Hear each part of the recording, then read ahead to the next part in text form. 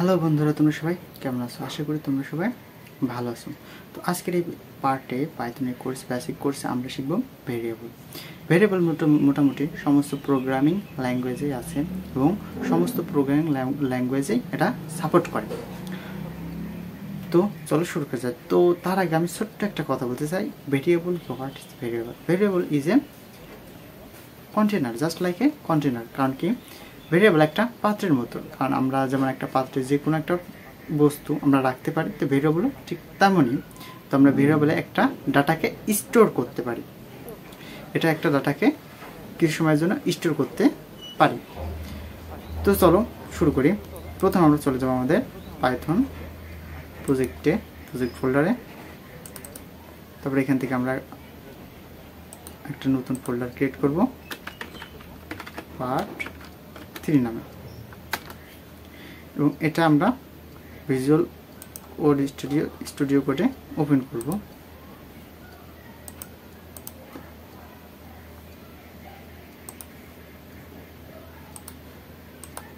Part 3 নামে file open folder part 3 is এটা আমরা ওপেন করব। তারপর এখান থেকে আমরা একটা পাইথন ফাইল নিয়ে নেব, index.py ফাইল নিয়ে নিলাম।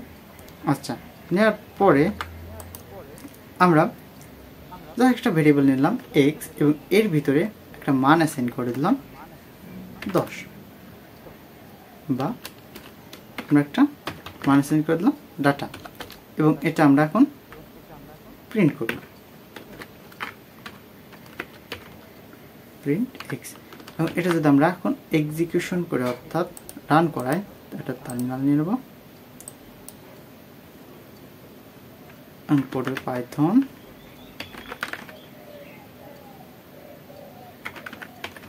index.py ডাটা এক্সিকিউশন সম্পূর্ণ হয়েছে।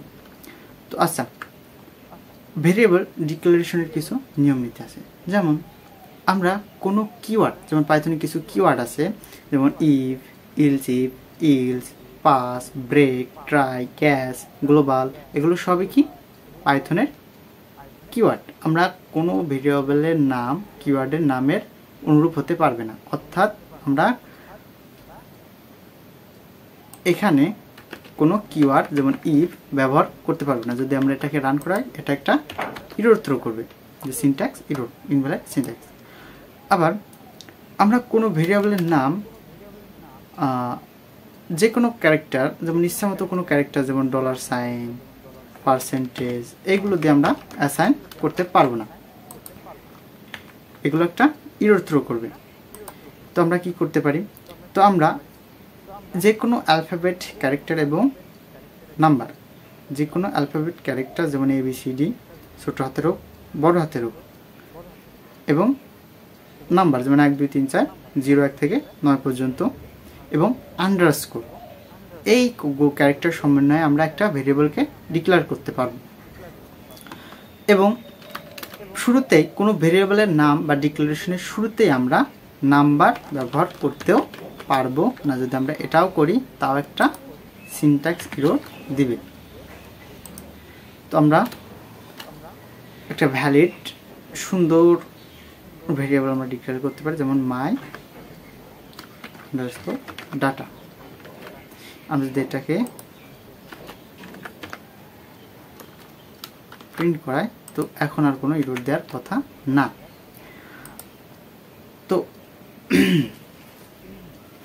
তো আরেকটা কথা তোমার উদ্দেশ্যে আমি বলতে চাই, আমি যেভাবে প্র্যাকটিস করছি বা আমি যে কোডগুলো করাচ্ছি, আমি চাই যে তুমিও তোমার কম্পিউটারে সেমভাবে এই জিনিসগুলো করো, এবং আপাতত AI ব্যবহার না করি।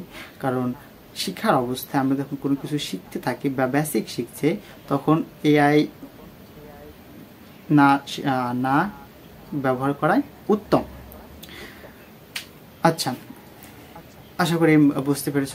তো আমি কিছু পার্সোনাল সাজেশন দিই, যে একটা ভেরিয়েবল নাম হয়তো আমরা যে কোনো ক্যারেক্টার বা যে কোনো ভাবে আমরা ডিক্লারেশন করতে পারি, কোনো সমস্যা না, ম্যাশিং এটা বুঝে নেবে। কিন্তু হিউম্যান রিড অনুযায়ী বা একটা ক্লিন কোড ব্যাপার সেবার আছে। তো একটা ক্লিন কোডের জন্য আমাদের একটা ভেরিয়েবলের নামকে মিনিংফুল হওয়া উচিত। যেমন মাই ডাটা, এটা একটা মিনিংফুল আমার ডাটা। তো এইভাবে হওয়া উচিত। আর আমাদের ভেরিয়েবল আমি পার্সোনালি সাজেস্ট করি যে একটা ভেরিয়েবল যখন আমরা ডিক্লেয়ার করব প্রত্যেকটা ওয়ার্ডের ভিতরে একটা ছোটো করে আন্ডারস্কোর রাখতে পারি। তোমরা চাইলে ক্যামেল কেসও ব্যবহার করতে পারো, যেমন ধরো প্রথমটা বড় হাতের ক্যারেক্টার এবং তারপরটা ছোট হাতের ক্যারেক্টারগুলো সবগুলো এভাবে ব্যবহার করতে পারো, কোনো সমস্যা নেই, কিন্তু প্রত্যেকটা ভেরিয়েবল যেন একটা মিনিংফুল হয়। আচ্ছা, এবার চলো দেখা যাক মাল্টিপল ডাটা অ্যাসাইন। আচ্ছা, এখানে আমরা মাই ডাটা নামে একটা ভেরিয়েবল সেট করলাম এবং তার ভিতরে ডাটাকে সেট করে দিলাম। এরপরে আমরা লিখলাম ইয়োর ডাটা এবং এর ভিতরে আমরা আরেকটা ডাটাকে সেট করে দিলাম বা অ্যাসাইন করে দিলাম ডাটা ওয়ান। এখন যদি আমরা এখন প্রিন্ট করি ডাটা ওয়ান ইয়োর ডাটাকে,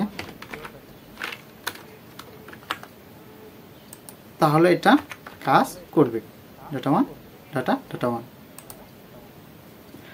আচ্ছা, এটা ছিল মাল্টিপল ভেরিয়েবল ডিক্লারেশন এবং তার ভিতরে মাল্টিপল ডাটা অ্যাসাইন। আচ্ছা, এগুলোকে আমরা এখন কমেন্ট রাখার পর আচ্ছা এবার আমরা দেখব যে একই ডাটা আমরা মাল্টিপল ভেরিয়েবলে কিভাবে অ্যাসাইন করতে পারি। যেমন আমরা একটা ভেরিয়েবল নিলাম, কি নেব, ডাটা ওয়ান, আবার লিখলাম ডাটা টু, ডাটা থ্রি এবং তার ভিতরে একটা অ্যাসাইন করে দিলাম নেম।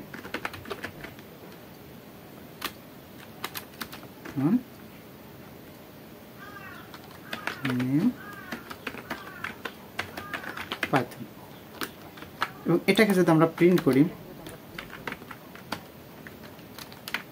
সাপোজ আমরা ডাটা ওয়ান বলে যদি প্রিন্ট করি তাহলে কি দেখব, তাহলে আমরা দেখব যে এখানে name is equal to Python. আমরা যদি ডাটা টু নিই তাহলে কি দেখব, সেম জিনিসই দেখব, কোনো পার্থক্য নাই।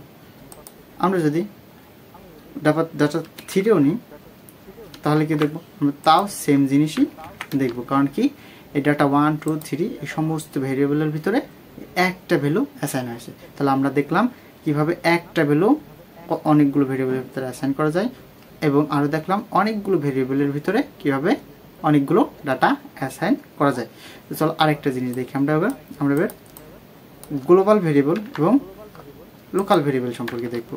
আচ্ছা, যখন কোনো একটা ভেরিয়েবল ফাংশনের ভিতরে থাকে, অর্থাৎ আমরা একটা ফাংশন ডিক্লেয়ার করি, সেই ফাংশনের ভিতরে থাকে, সেটা হচ্ছে লোকাল ভেরিয়েবল। এবং যেগুলো ফাংশনের বাইরে থাকে, অর্থাৎ যে কোনো ফাংশন, ক্লাস বা অন্য কোনো মেথড দ্বারা আমরা সেই ভেরিয়েবলকে অ্যাক্সেস করতে পারি, সেটা হচ্ছে গ্লোবাল ভেরিয়েবল। যেমন আমরা এক্স নামে একটা ভেরিয়েবল নিলাম, এই ভেরিয়েবলের জন্য আমরা ডাটা দিলাম দিস ইজ গ্লোবাল,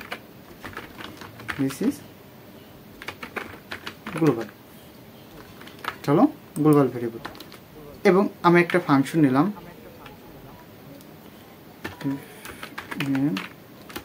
ফাংশন না ডেফ,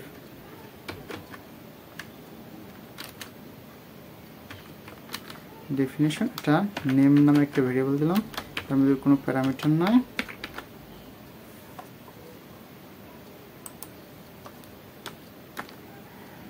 এবং এখানে এটা রিটার্ন করবে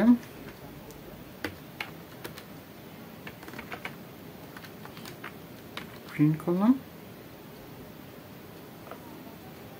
এক্সকে প্রিন্ট করলাম এবং এই এক্সটা হলো, যদি এটাই করে দেখি, যদি এটা করি এবং এটা যদি আমি এক্সিকিউশন করি, নেম ফাংশনকে যদি কল করে দিই, তাহলে আমরা কি দেখব, তাহলে আমরা দেখব যে এটা দিস ইজ গ্লোবাল ভেরিয়েবলটি ডাটাটি প্রিন্ট করছে, দিস ইজ গ্লোবাল। আচ্ছা, এটা হচ্ছে এখন একটা গ্লোবাল ভেরিয়েবল। আচ্ছা, এটাকে যদি আমরা এখন আবার রিডিক্লারেশন করলাম, x assign this is local, তো এখন কি রিটার্ন করবে, এখন এটা রিটার্ন করবে দিস ইজ লোকাল, কারণ কি এটা গ্লোবাল ভেরিয়েবল ছিল এবং এক্স এর ভিতরে আবার এই ডাটা সরায় এখন এটা আবার কি রিঅ্যাসাইন হয়েছে, অর্থাৎ এখন এক্স এর মান হবে এটা।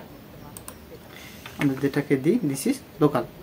এখন এই ফাংশনের বাইরে যদি আমরা আবার এক্সকে প্রিন্ট করি তাহলে আমরা কি দেখব? তাহলে আমরা দেখব যে এক্স এর মান কিন্তু দিস ইজ গ্লোবালই আছে। কারণ কি এখানে দেখো কি হয়েছে, আমি একটু বোঝাই বলি। তো এখানে আছে এক্সটা হলো, এই এক্সটা হলো গ্লোবাল ভেরিয়েবল আর এই এক্সটা হলো লোকাল ভেরিয়েবল। এটা হচ্ছে গ্লোবাল স্কোপ, এটা যে কেউ অ্যাক্সেস করতে পারে। আর এটা হচ্ছে লোকাল ভেরিয়েবল, অর্থাৎ এ যেই ফাংশনের বা যে ক্লাসের আন্ডারে আছে শুধু সেই ক্লাসের এই ভেরিয়েবলটা অ্যাক্সেস করতে পারে। তো এখানে যখন আমরা নেমকে এক্সিকিউশন করলাম তো এখানে এই এক্সটা ব্যবহার করা হয়, মানে মানটা প্রিন্ট করেছে, আর এই এক্সটা এই গ্লোবাল ভেরিয়েবলের মানটা প্রিন্ট করেছে। তো এখানে আশা করি তোমরা বুঝতে পারছো লোকাল স্কোপ কি আর গ্লোবাল স্কোপ কি। আচ্ছা, আরেকটা কিওয়ার্ডের সাথে আমি পরিচয় করাই দিই, যেমন আচ্ছা এখানে রাখলাম এগুলো।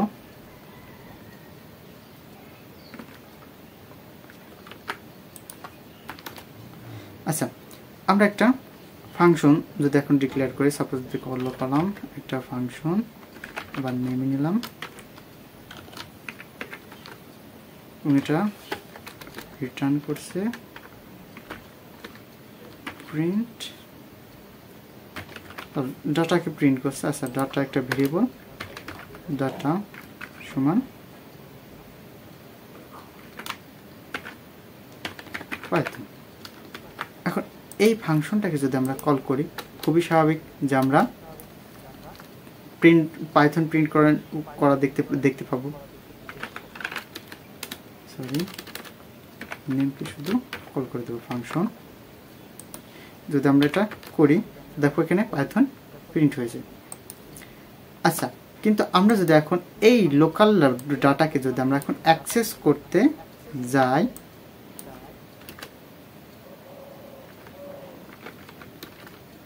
এটা একটা ইরর থ্রো করবে।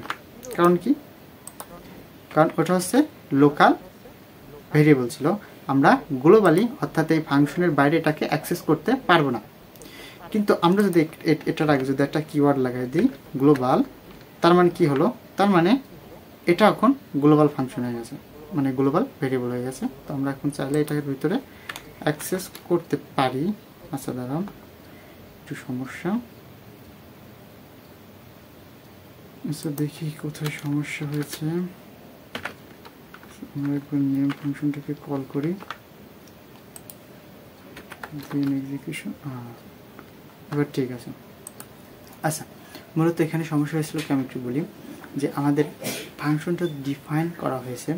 তো ডিফাইন করার পর ডিফাইন করলে তো হয় না, একটা ফাংশন ডিফাইন করার পর তাকে এক্সিকিউশনও করার প্রয়োজন পড়ে।